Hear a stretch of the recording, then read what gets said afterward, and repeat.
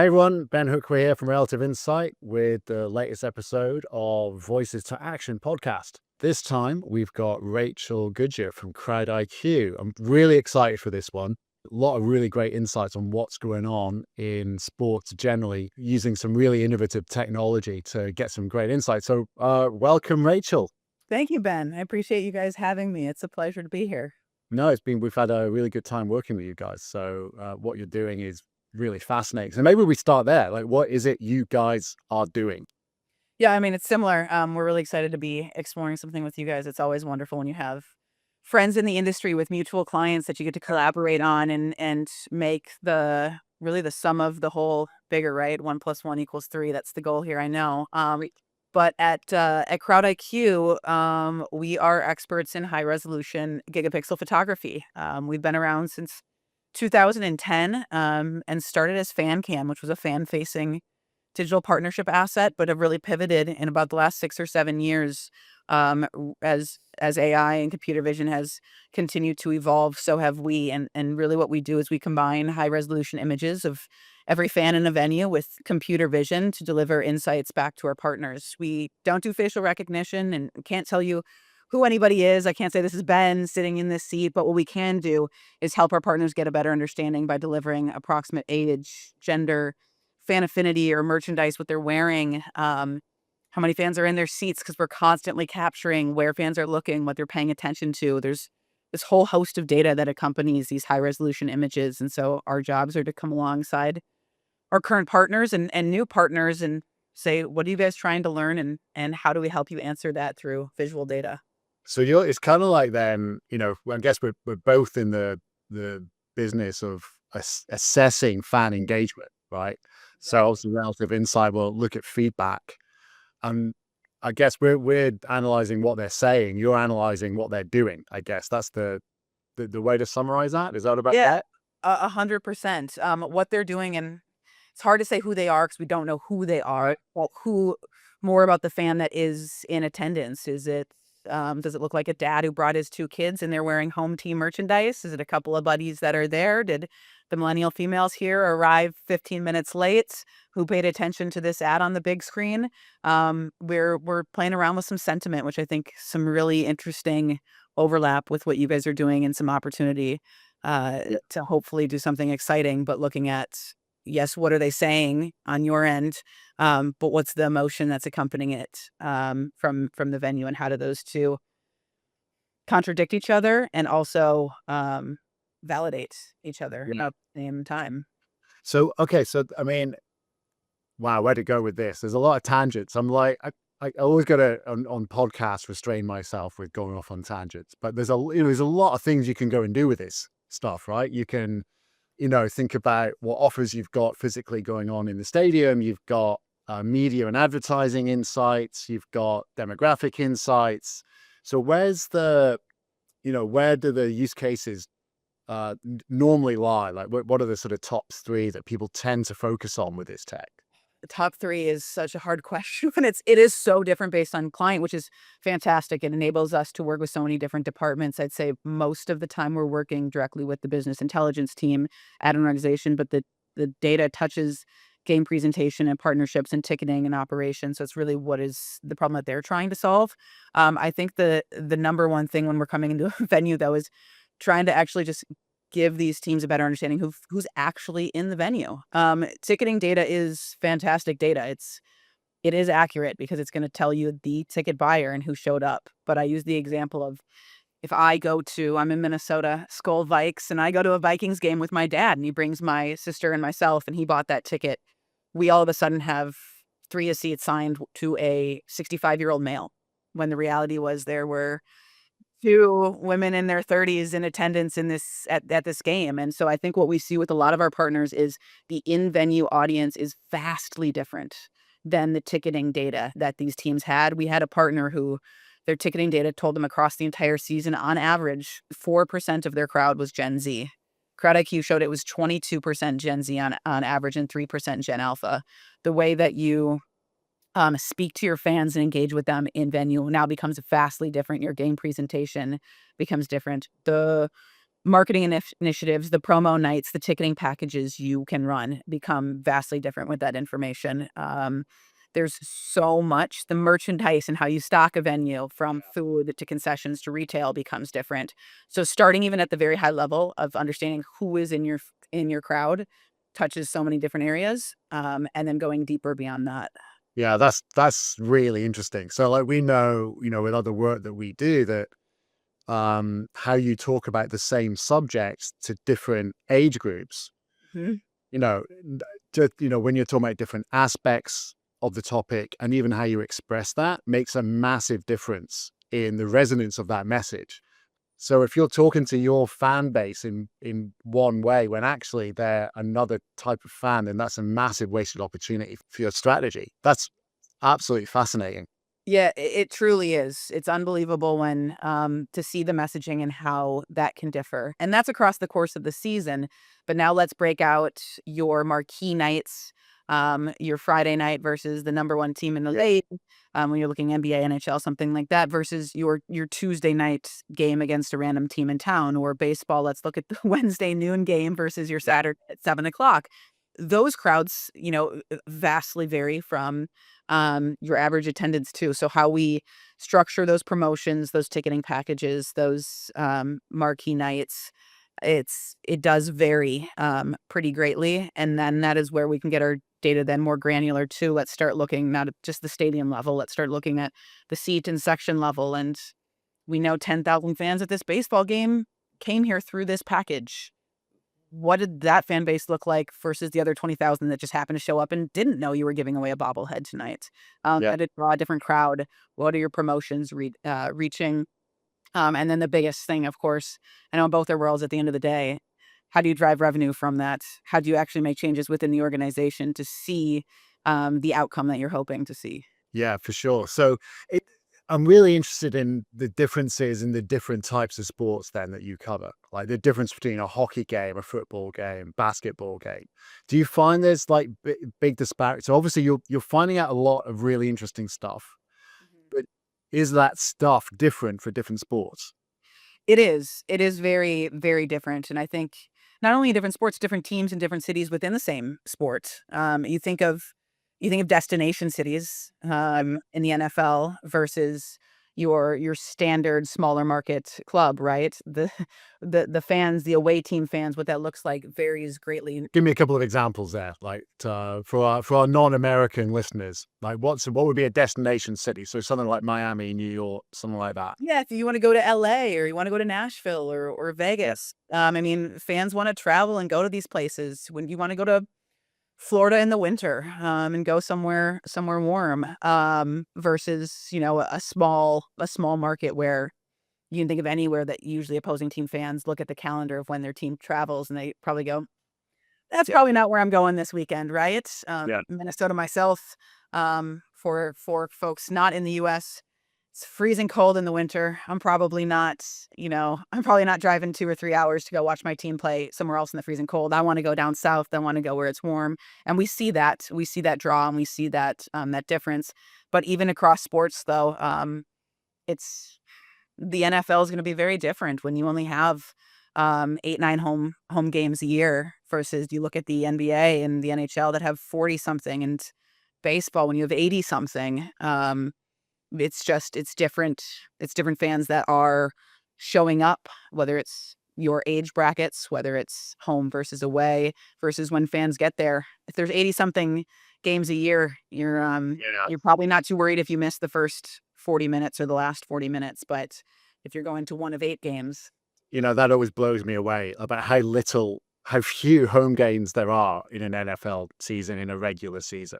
Yeah, and the importance of those, and that's where sometimes I think on some of those games when you're flying blind and you don't know who's in your venue and you don't know when fans get to their seats and what they're engaging with and how they're engaging, you only have 8 games to make an impact, and that's where I think that data is immensely Yeah. valuable. I also know, like, different sports have a different splits of their revenue. So, like in NFL, obviously the overwhelming revenue driver in the NFL is the broadcast rights. And that's with the dominant revenue driver, which of course that also gives you real opportunity to enhance ticket sales, for instance. And but I also know that in hockey, for instance, the dominant revenue stream is actually bums on seats. Hmm. Yeah, look at it, ticketing and then MLS, and you have sponsorship being so valuable and Yeah, ticketing being responsible. The splits are very different, and so I think with each team in each league too, what they have the ability to influence is yeah, different, and how to drive that bottom line.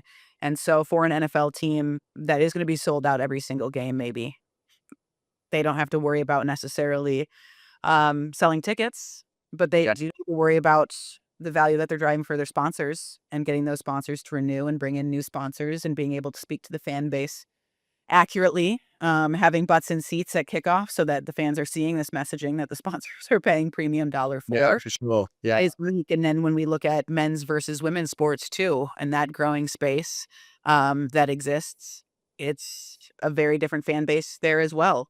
And how female fans engage with women's sports versus men's sports is different too. I think we're seeing a lot of changes across the industry. There's been a drive. I can think of my whole life, right? It might not have been as relevant to try to reach the female fan. And I feel like the last 5 to 10 years, even in men's sports, there's this driver of how do we grow the sport with kids? How do we grow the sport yeah. with girls? How do we grow the sport with women? But I think we're seeing it pay off too in that regard. Yeah, so I had a conversation just last week with senior exec at one of the National Women's Soccer League clubs in the States, and it was fascinating just how high they're going for. Like they're not messing around, and they know that the potential and the increase in revenue coming through from women's sports and just the sheer enterprise value of that. Yeah. They've got really really strong ambitions. So and obviously they were talking heavily around, they really care about fan experience because it seems to mean a lot more. It means like reaching into the wider community. There's all these kinds of things. So in women's sports then, um, from your technology, do you find that there's substantial differences in behavior of fans?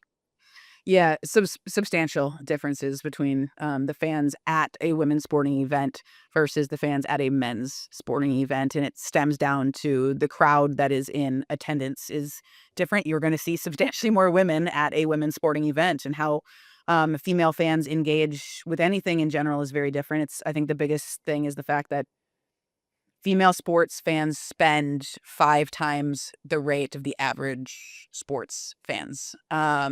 So it's It's spent, sorry, just to clarify, spend on tickets, on merch, on concept, what on? everything. And Wow. I think it's when you look at the household as well, women are typically the buyers. And I think we've seen a shift in the last 10, 15 years of teams of in all sports beginning to realize that's why Tide is a big sponsor on, a NASCAR car. Because even if the number of women watching is fewer than the number of men watching the sport, their buying power and the amount that they spend in general far exceeds what men spend. And I think it's a very untapped market, um, even in men's sports, to think about the fact that even if only 30% of the venue or 35% of the venue is women sitting in that arena, that Yeah. still adds up to substantially more spending power than the 65-70% of the men that are in the venue.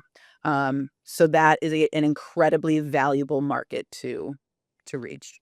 That's really interesting. And so do you find then that in, say, women's sports where there's more women, um, in the fan base, when they're either moving around the stadium, are they doing more things with a wider fan experience? Or do they sit more watching the game and not do anything else? Is there any sort of differences there that teams might take some lessons about how to expand the fan engagement around the whole property that they've got, for instance?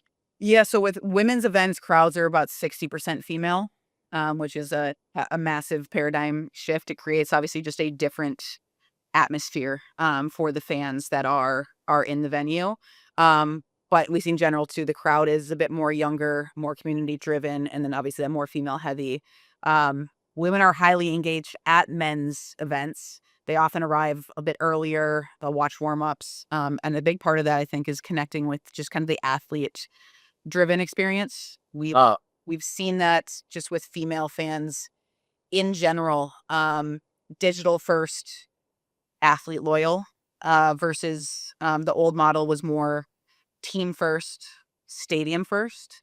Um, but over 90% of Gen Z and millennial women's sports fans consume through streaming and social.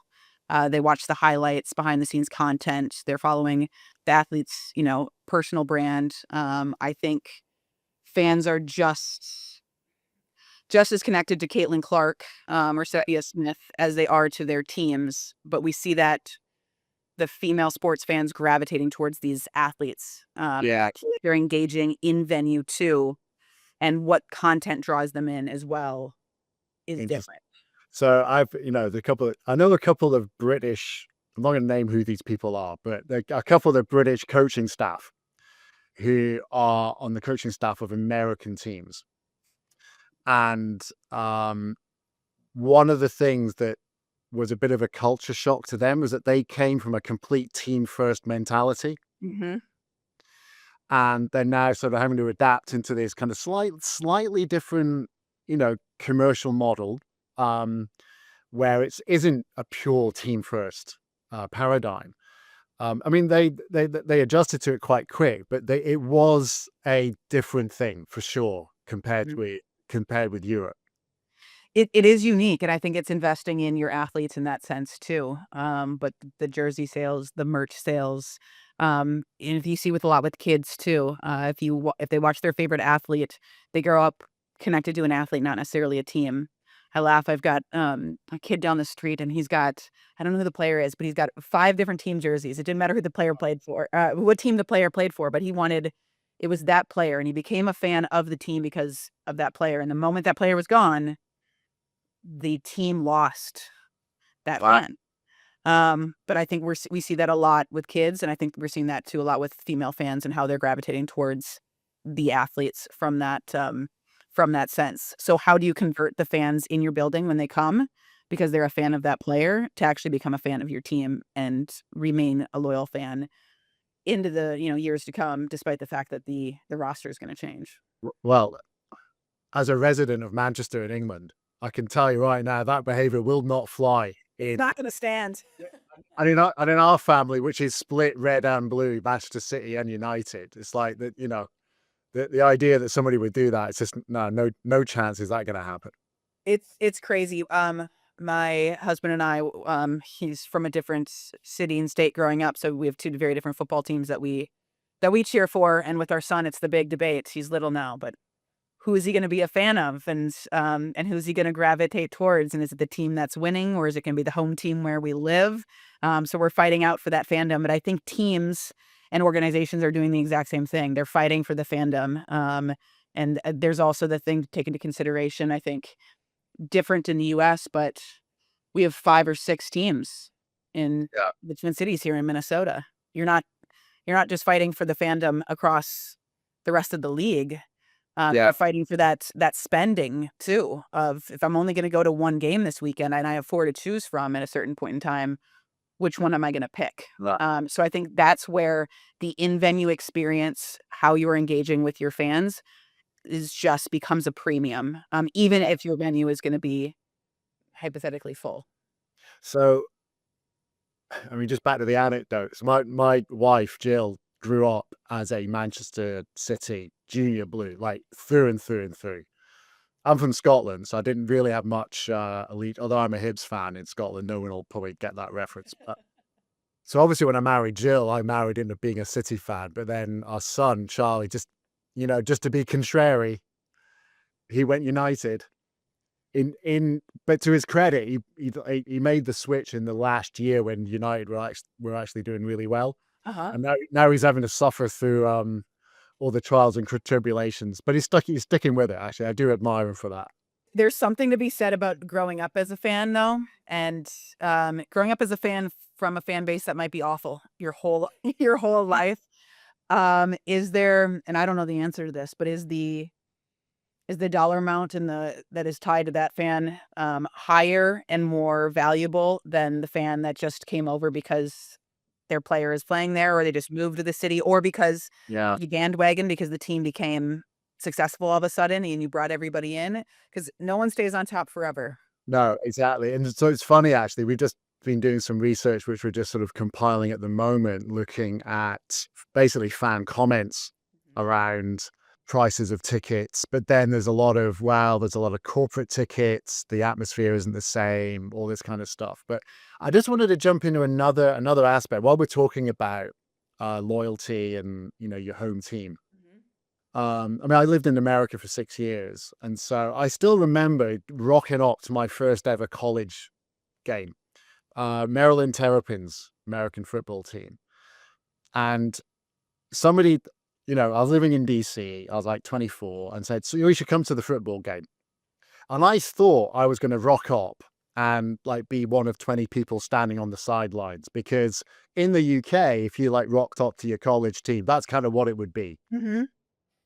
So then to sort of rock up and then, see this crowd of 30, 40, 50,000 people, bigger than Hibbs's, my Yeah.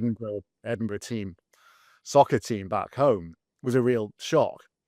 So, obviously I'm really familiar now with college teams, but I have this theory where actually college teams are much more akin to college teams in America are much more akin to professional teams in Europe, because you cannot up and move. Like Liverpool Football Club will always be in Liverpool, Mhm. okay, and the Sun Devils will always be in Phoenix, right? You're not going to move it, but of course you can pick up and move a professional franchise. Mhm. So I've got two questions: is it A, does that resonate, and B, is there a difference in fan behavior in a college sporting venue compared to say a professional? Yeah, it's an interesting back to your first point, the up and moving is, I mean, we look at the A's going to Vegas and the Raiders going to Vegas and, however long ago, the Rams moving to LA and, yeah, how does that fandom change? Are you building an entirely new fan base, or all of a sudden do you have folks flying from St. Louis to LA on the weekends to go watch their team play? It's different, but I think the college thing too, um, is especially if you went to the university, you're part of it.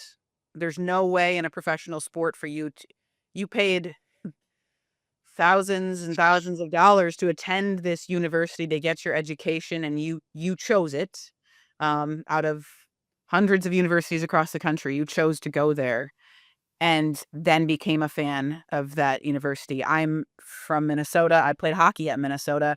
I went to Minnesota. I've been a Gopher fan my whole life. I was born into it, stayed into it. That happens all the time too, right? You're born into your fandom even in the collegiate level. But it is an interesting thing to think about, the fact that you paid to be part of something and then that lasts. So no matter what, that's your tie to that school and to that team, which is very different than pro sports.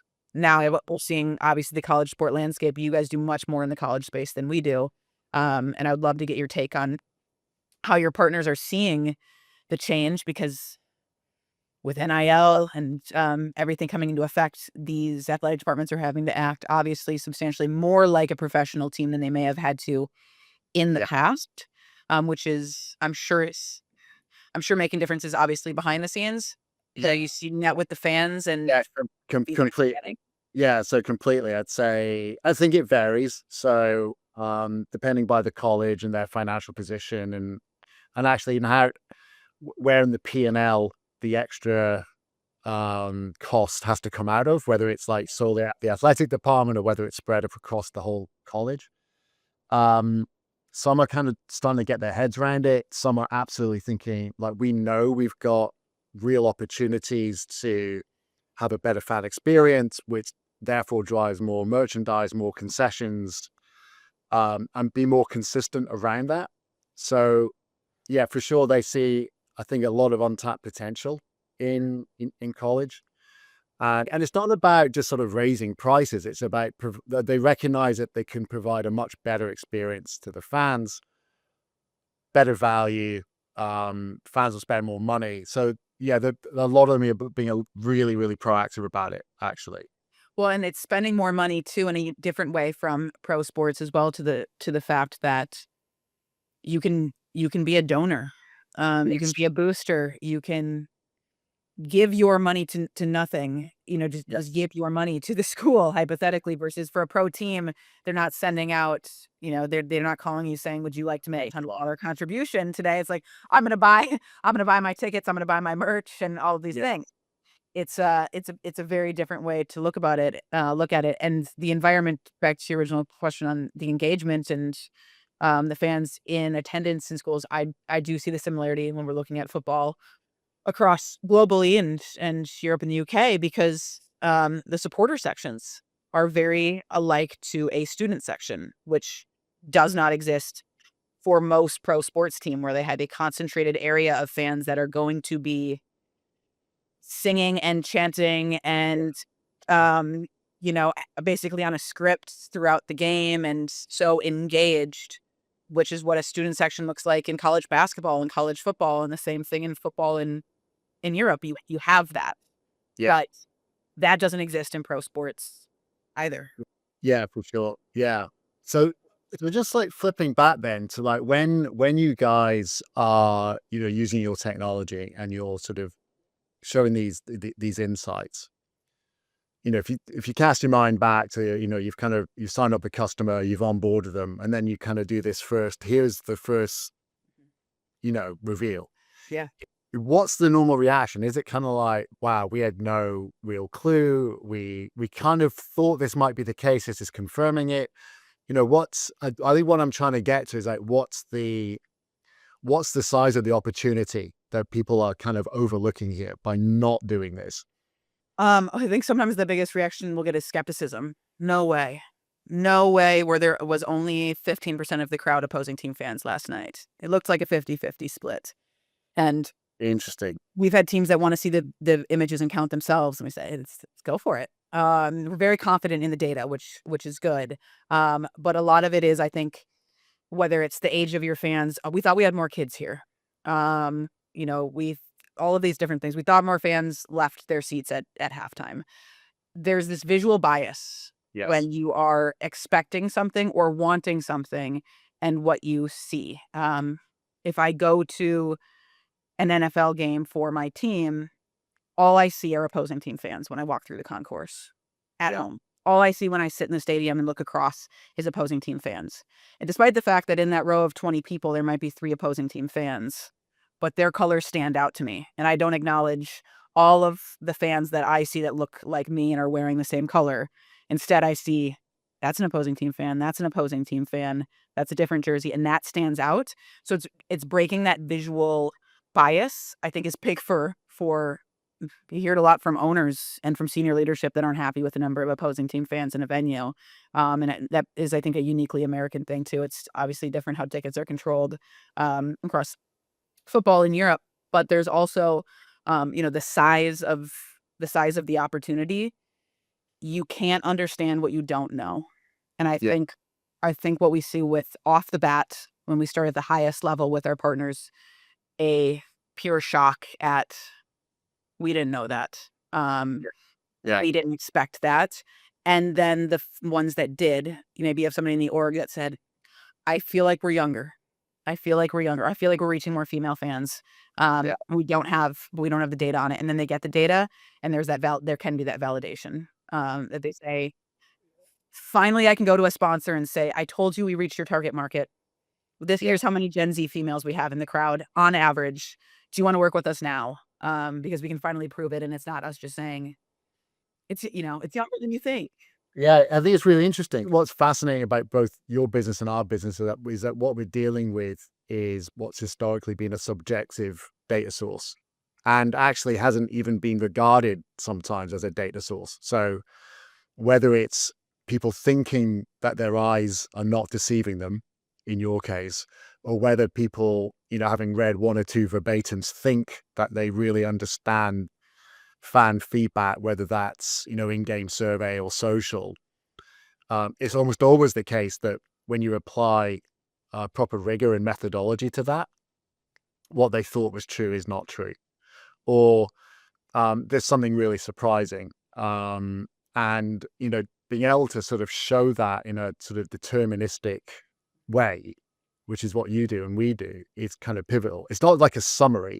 It's like, you have got, 2.3% more complaints around parking lot E this game. Or in your case, it's, you thought, your estimate was that you had 7% of fans, between 20 and 30, but actually it's 28%.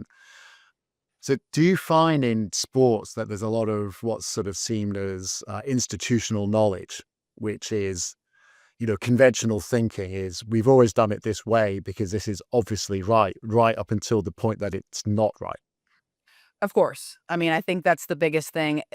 Some of the favorite folks that I get to work with are people that didn't have a background in sports. And this might be the first team they're working with. So they're new to the industry, and the way that they come at it, the approach, the way they think about data, the way they think about their fans, the way they think about ticketing and revenue is vastly different than folks that maybe have been in the industry for 15, 20, 30 years. But I think we've just seen such a seismic shift in the last 5 years in how sports is consumed. Maybe you're not sitting down and watching an entire game. You're watching highlights. You're watching in the NFL, you're watching Red Zone, right? And you're watching the teams that are about to score. So the way that fans consume sports is different these days, and that needs to be accounted for when you think of how you're trying to engage with and reach these fans. So I think there is a lot of assumptions that are made on what we've historically thought about sports, Yeah. but it doesn't mean that they are still accurate. Interesting. So I was talking early on in the office about the first ever NFL game I was at, which was the Chicago Bears and it was Oakland Raiders. It was Oakland at the time.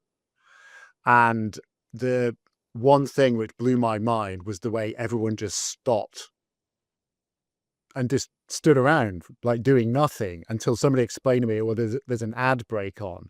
There's a commercial break.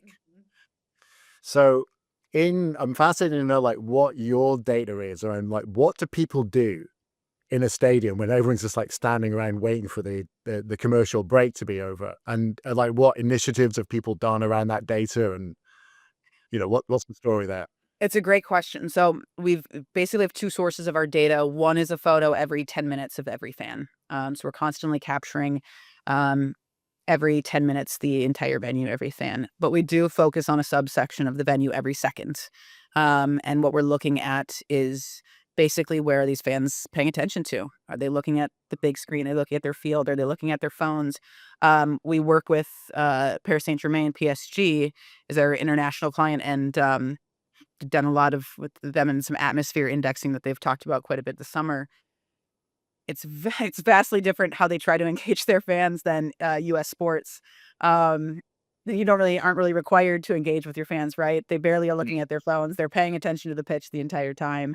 They're chanting, they're singing, there's not a giant screen that's flashing advertisements. It's so vastly different. So in the US in these sports where there is the ad break, what we're looking at is what percentage of their fans are paying attention to their phones or what's going on the big screen. Rarely in the NFL is there something on the field of play, but if you start looking at the NBA, you've got the t-shirt toss and there might be something running around on the court and there's something happening because it's this constant push for entertainment. And so with our teams, what we do in those instances is look at those your first quarter timeout and your second quarter timeout and your third quarter.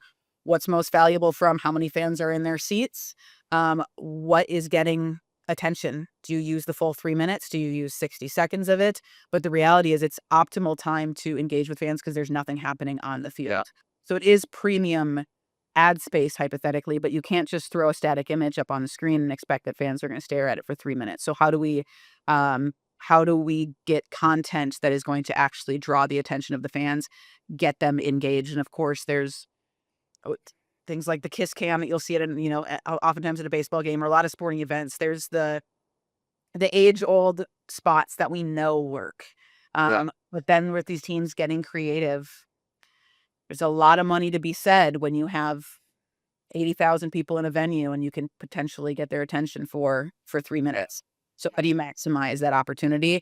And that's our job there, is to go in and help benchmark every asset that's in the venue, not only during those breaks, but across the entire game, and help teams and partners have a better understanding of what assets are getting the most attention. Maybe they don't have a sponsor on them. Maybe they're leaving money on the table from that effect. And maybe there's content that's not working, because that's the reality too, right? It's great to try new things, but maybe it doesn't work. So having a team that is ready and willing to make that shift is big too, and not set on, we really want to do this. If it doesn't work, it doesn't work. There's so much that does. Let's make a Yeah. pivot. So I guess one last question then, like just coming back around, earlier on we're talking about women's teams. Yes. So are they bringing, we just talked about how, if it's been a long established team, sometimes it can take a while to sort of change ideas and try new stuff. Is a women's team, because it's like relatively new, are they coming in with all the ideas and they're kind of doing it all at once and they're bringing in this like new methodologies? I think so. I mean, I think that's what we're seeing is a lot more creativity, but I think it's the digital first nature of the fan base, of female fans, too. The way that they're engaging and reaching these fans is very different. But in general, I think all sports can look at women's sports right now and think about the fact that female fans aren't just a new market that is showing up to women's sports and men's sports, but it's a preview of where fandom is headed. I can't prove that this is the case, but we know that um, when you go to any sporting event, fans under 40, your younger fans, especially kids, it's near a 50-50 gender split that we see. Okay. But this is across sports in general. Your older fans are going to be much more male dominated. Yeah. This is a fundamental shift, I think, in fandom. In general, how are you going to engage and keep these fans? Because we see this. There's so many young girls at sporting events, men's and women's, but the older the fan base gets, the more male dominated it gets. So here's the question, I guess. Has it always been this way? And sports just doesn't retain female fans in general? Or are we seeing that shift in fandom, which I think we are? Yeah. Sports are doing a much better job of reaching a broader, more diverse audience across the board, bringing these fans into the venue to attend these games.